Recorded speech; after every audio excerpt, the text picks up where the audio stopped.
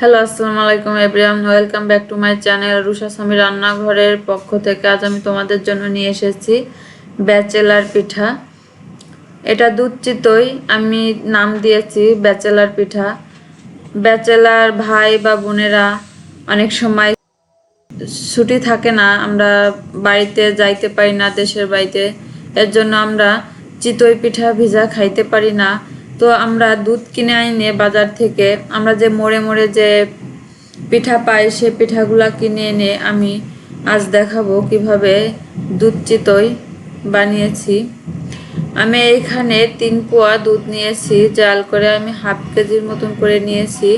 যখন ভালোভাবে বলক উঠে যাবে তখন আমি এখানে দেব 1 কাপ চিনি। 250 ml চিনি দিয়ে আমি ভালোভাবে জাল করে নিব। তারপর দিব লবণ দিয়ে আমি 1 মিনিট জাল করব। দিব একটা তেজপাতা, আমি 2 টুকরো করে দিয়েছি। দিব 3 টুকরো দারচিনি, 3টা এলাচ দিয়ে আমি 5 মিনিট ভালো করে জাল করে নিব। এরপর আমরা যে রাস্তার মোড়ে যে চিতই পিঠা কিনতে পাই সেইখান থেকে আমি পিঠা কিনে এনে এইখানে আমি পিঠা দিব 60টি। দিয়ে আমি এখানে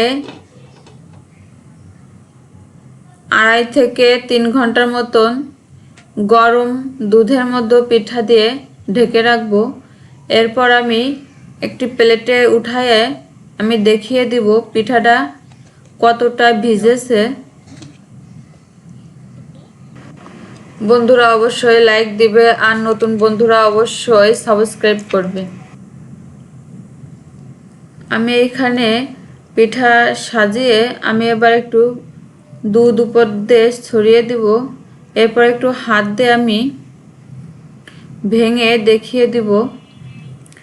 দেখো পিঠাটা কত সফট হয়েছে, খেতেও অনেক মজা। তোমরা যারা শীতে বাড়ি যেতে পারো না এভাবে বাসায় ট্রাই করতে পারো। এত সময় আমাদের সাথে থাকার জন্য ধন্যবাদ।